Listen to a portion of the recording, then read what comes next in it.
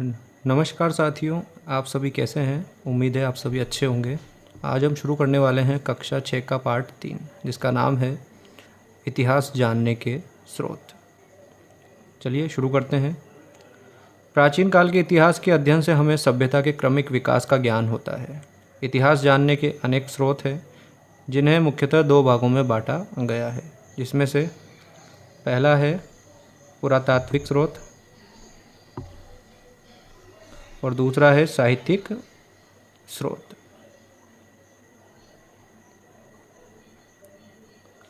पुरातात्विक स्रोत प्राचीन काल के वे अवशेष जिनसे हम स्थान एवं घटनाओं के संदर्भों को समझने में सहयोग मिलता है, उनको पुरातात्विक स्रोत कहते हैं। यानी कि प्राचीन काल के वे अवशेष जिनसे हमें स्थान और घटनाओं के संदर्भों को समझने में सहयोग मिलता है, उन्हें क्या कहा जाता है? पुरातात्विक स्रोत। इन्हें पुरातात्विक स्रोत कहा जाता है। ऐसे स्रोतों में क्या क्या शामिल होते हैं?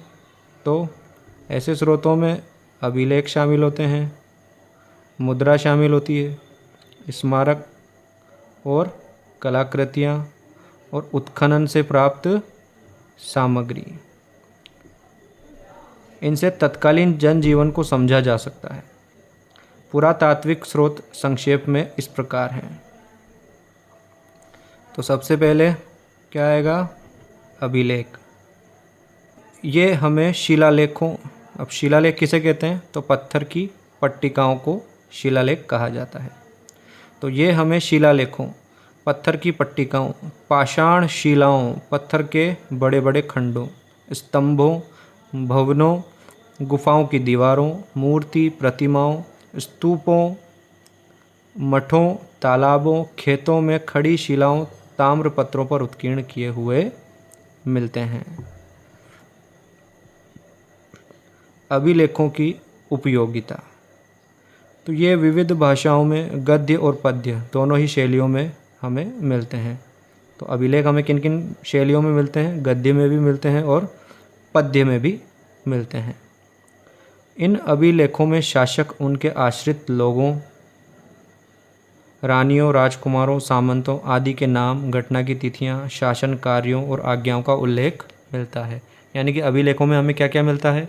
तो शासकों के नाम मिलते हैं, उनके आश्रित लोगों के नाम मिलते हैं, रानियों के नाम मिलते हैं, राजकुमारों, सामंतों आदि के नाम, उस समय की घटनाएं, तिथियां, शासन कार्यों, आज्ञाओं आदि की जानकारी हमें यहाँ उनसे अभिलेखों के माध्यम से मिलती है। साथ ही इनसे तत्कालीन सामाजिक, राजनीतिक, धार्मिक, सांस्कृतिक जीवन आदि की जानकारी मिलती है। प्रशंसा में लिखे गए अभिलेख को प्रशस्ति कहा जाता है। अब कोई आपसे पूछे प्रशस्ति किसे कहते हैं? तो प्रशंसा में लिखे गए अभिलेख को प्रशस्ति कहा जाता है। प्रमुख अभिलेख। अब प्रमुख अभिलेख कौन कौन से हैं उन्हें देखते हैं। तो नगरी अभिलेख, ये कहाँ से मिलता है? चित्तौड़ से। कंसुआ अभिलेख, ये कहाँ से मिलता है? कोटा से। गटियाला अभिलेख, ये कहाँ से मिलता है? ये हमें जोधपुर से मिलता है। किराड़ू अभिलेख हमें बाड़मेर से मिलता है। और नानसा, बरनाला यूप स्तंभ, ये हमें भीलवाड़ा से मिलता है। सामोली शिलालेख आदि से राजस्थान की धार्मिक व्यवस्था, यज्ञों के प्रकार, भूमि तथा द्रव्यदान, राजनीतिक सीमा आदि की जानकारी प्राप्त होती है। अब घटियाला अभिलेख। घटियाला अभिलेख किन से संबंधित है? तो ये गुर्जर प्रतिहारों से संबंधित है। बिजोलिया शिलालेख। बिजोलिया शिलालेख किन का इतिहास है? तो चौहानों का इतिहास है। बिजोलिया शिलालेख 1170 ईस्वी का है। इसमें चौहानों को वत्स गोत्र का ब्राह्मण बताया गया है। चिरवा का शिलालेख। अब चिरवा का शिलालेख कब का है? तो ये रावल समर सिंह के युग की जानकारी देता है। तो चिरवा का शिलालेख का संबंध किससे हो गया? रावल समर सिंह के समय से। स्मारक। राजस्थान के विभिन्न स्मारकों में दुर्ग प्रमुख हैं। तो इनमें चित्तौड़ का दुर्ग। अब चित्तौड़ के दुर्ग के लिए एक कहावत चलती है, गढ़ तो गढ़ चित्तौड़गढ़, बाकी सब गढ़ैया। और ये एक लिविंग फोर्ट है। इसके अलावा जालोर दुर्ग। जालोर दुर्ग को सुवर्णगिरी दुर्ग कहा जाता है। इसके साथ है ये गागरोन दुर्ग। अब गागरोन दुर्ग एक जल दुर्ग है। रणथंभौर दुर्ग जो कि सवाई माधोपुर ज़िले में है। इस रणथंभौर दुर्ग में त्रिनेत्र गणेश मंदिर बना हुआ है। ये राणा हम्मीर की वीरता के लिए जाना जाता है। इसके बाद है आमेर दुर्ग जयपुर में है। इसके बाद मेहरानगढ़ दुर्ग कहाँ है? जोधपुर में। इसके बाद तारागढ़ जो कि बूंदी में भी है और अजमेर में भी है। इसके बाद है कुंभलगढ़। यह दुर्ग राणा कुंभा के लिए जाना जाता है। आदि दुर्ग महत्वपूर्ण है। इनके अलावा भवन, राजप्रसाद, महल, सार्वजनिक भवन, स्नानागार, जनसाधारण के घर, विहार, मठ, चैत्य, स्तूप, मंदिर, समाधि, बावड़ी, कूप आदि भी स्मारक हैं। यह हमें तत्कालीन स्थापत्य कला, धार्मिक विश्वास, उपासना पद्धति, मनुष्य की चेतना और समृद्धि का ज्ञान भी करवाते हैं। मुद्राएं। अब मुद्राओं अथवा सिक्कों, छापों या प्रतीकों से किसी भी काल विशेष की राजनीतिक, धार्मिक, आर्थिक स्थिति का पता लगता है। तो मुद्राओं या सिक्कों से हमें जिस समय के वो हैं उस समय की राजनीति, धार्मिक, आर्थिक आदि स्थिति का पता लगता है। मुद्राओं पर अंकित चिन्ह, भाषा, लिपि, सन, संवत, नाम सहित धातु की शुद्धता, नापतोल आदि से हमें उस समय की समृद्धि का ज्ञान होता है। सिक्के राज्य एवं शासक की शक्ति के सूचक भी हैं। आहड़, रेड़, बैराठ, रंगमहल, सांभर। सुखाड़िया के उत्खनन से प्राप्त सिक्कों और मुद्राओं से क्षत्रपों, मालव, चौहान, गुहिल आदि वंश के काल के राज्य, शासन, अधिकृत सीमा आदि के बारे में जानकारी उपलब्ध होती है। बर्तन और कलाकृतियाँ। उत्खनन से हमें तत्कालीन बर्तन और कलाकृतियाँ प्राप्त होती है। कलाकारी में बर्तनों पर चित्रण, खंभों पर खुदाई, किवाड़ों एवं गवाक्ष, गोखरों की कारीगरी आदि भी देखने में आती है। हमें ऐसे बर्तन भी प्राप्त होते हैं जिनकी बनावट, पॉलिश, रंग आदि उस काल की उत्कृष्ट कला को दर्शाते हैं। राजस्थान के अनेक स्थानों से उत्खनन में प्राप्त मृदभांड, प्याले, रकाबियाँ, धूप पात्र, दीपक आदि से हम पूर्वजों के कला कौशल को सहज ही समझ सकते हैं। गणेश्वर। अब गणेश्वर एक सभ्यता भी है। ये कहाँ है? नीम का थाना, सीकर में है। ये ताम्र संस्कृति के अवशेष यहाँ मिलते हैं। दूसरी संस्कृति है जोधपुरा। ये जोधपुरा कहाँ है? ये जोधपुर जिला नहीं है, ये जोधपुरा सभ्यता है जो कि जयपुर जिले में है। इसके बाद है नौह। नौह कहाँ पड़ता है? ये भरतपुर में। नौह भरतपुर से प्राप्त काले एवं लाल मृदभांड। तो नौह से क्या प्राप्त हुआ है? काले और लाल मृदभांड। और दूसरा, अभी रीट में प्रश्न पूछा गया था कि जो नौह है ये किस काल से संबंधित है? तो ये लौह काल से संबंधित है। आहड़ एवं गिलुंड से प्राप्त प्रस्तर, फलक आदि में कला कौशल देखा जा सकता है। ताम्रपत्र। तांबे के छोटे बड़े पत्रों पर खोदे गए लेखों को ताम्रपत्र कहते हैं। तो ताम्रपत्र किसे कहते हैं?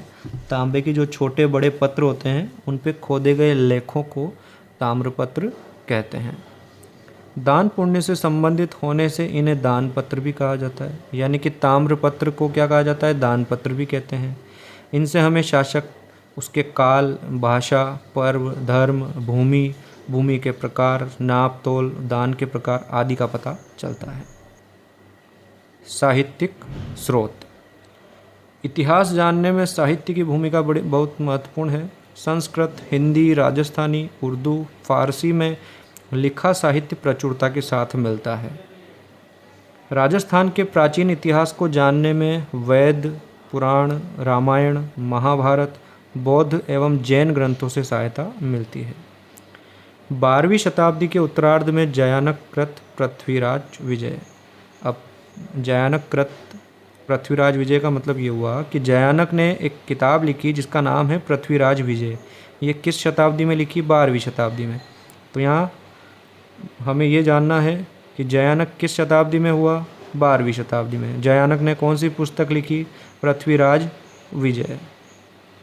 पृथ्वीराज विजय महाकाव्य से हमें चौहानों की उपलब्धियों का वर्णन मिलता है। नयन चंद सूरी कृत हम्मीर महाकाव्य। इससे भी चौहानों के इतिहास के साथ साथ उस समय की सामाजिक धार्मिक स्थिति की जानकारी मिलती है। तो 2 किताबें आपको ध्यान रखनी है। जयानक की किताब का नाम है पृथ्वीराज विजय और नयन चंद सूरी कृत हम्मीर महाकाव्य। राजस्थानी साहित्य, राजस्थानी साहित्य में पृथ्वीराज रासो, अचलदास खीचरी वचनिका,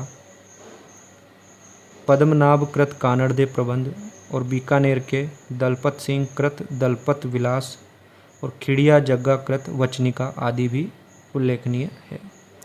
तो पृथ्वीराज रासो की रचना किसने की? चंद बरदाई ने। अचलदास खीचरी वचनिका किसने लिखा? शिवदास गार्डन।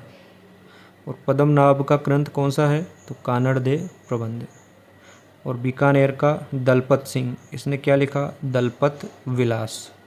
और खिड़िया जग्गा ने कौन सी किताब लिखी? वचनिका। ख्यात विषयक साहित्य में प्रसिद्ध राजपूत राजवंशों की स्थापना, राजाओं का वंशक्रम, राज्य क्षेत्र आदि का वर्णन होता है। नैणसिरी ख्यात, बांकीदास की ख्यात, दयालदास की ख्यात, जोधपुर राज्य की ख्यात आदि से इतिहास जानने में सहायता मिलती है। फारसी उर्दू तवारीखों, इन्हें इतिहास ग्रंथ कहा जाता है। तो फारसी उर्दू तवारीखों मतलब इतिहास ग्रंथों से हमें विशेषतया मध्यकालीन राजस्थान का इतिहास समझने में मदद मिलती है। कर्नल जेम्स टोड कृत annals and antiquities of Rajasthan. तो कर्नल टोड की किताब का नाम क्या है? Annals and antiquities of Rajasthan. और पश्चिम भारत की यात्रा। बूंदी के महाकवि सूर्यमल्ल मिश्रण ने लिखा है वंश भास्कर। और कवि राजा श्यामल दास ने लिखा है वीर विनोद। विश्वेश्वर नाथ रेऊ ने लिखा है मारवाड़ राज्य का इतिहास। और गौरी शंकर हीराचंद ओझा ने लिखा है उदयपुर, जोधपुर, सिरोही, डूंगरपुर, बांसवाड़ा, प्रतापगढ़ का इतिहास। तो आपको ये सभी याद रखने हैं। कर्नल जेम्स टोड की किताब का नाम क्या है? Annals and antiquities of Rajasthan. दूसरे नंबर पे है पश्चिम भारत की यात्रा। बूंदी जिले के हैं सूर्यमल मिश्रण, इनकी किताब का नाम क्या है? वंश भास्कर। और इन्होंने एक और किताब लिखी है जिसका नाम है वीर सतसई। इसके अलावा है कवि राजा श्यामल दास, जिन्होंने लिखा है वीर विनोद। और इसके साथ ही विश्वेश्वर नाथ रेऊ ने लिखा है मारवाड़ राज्य का इतिहास। और गौरी शंकर हीराचंद ओझा, इन्होंने लिखा है उदयपुर, जोधपुर, सिरोही, डूंगरपुर, बांसवाड़ा, प्रतापगढ़ का इतिहास। ये पाठ यहाँ समाप्त हुआ है दोस्तों। अब इसके कुछ प्रश्न हैं वो देख लेते हैं। तो वंश भास्कर के लेखक कौन हैं? तो अभी हमने पढ़ा सूर्यमल मिश्रण। कहाँ के थे ये? बूंदी के। कवि राजा श्यामल दास ने कौन सी पुस्तक लिखी? वीर विनोद। कानड़देव प्रबंध किसने लिखा था? पद्मनाभ ने। पृथ्वीराज विजय किसने लिखा था? जयानक ने। और annals and antiquities of Rajasthan किसने लिखा था? कर्नल टोड ने। कर्नल टोड की किताब का नाम क्या है? Annals and antiquities of Rajasthan. प्रशंसा में लिखे गए अभिलेखों को क्या कहा जाता है? तो उन्हें प्रशस्ति कहते हैं। संस्कृत में उत्कीर्ण का शिलालेख रावल समर सिंह के युग तक की जानकारी देता है। तो रावल समर सिंह के युग की जानकारी कौन सा शिलालेख देता है? चिरवा का शिलालेख। तो ये पाठ यहीं समाप्त होता है। अब हम अगला पाठ जल्दी ही कवर करेंगे। तब तक के लिए धन्यवाद। जय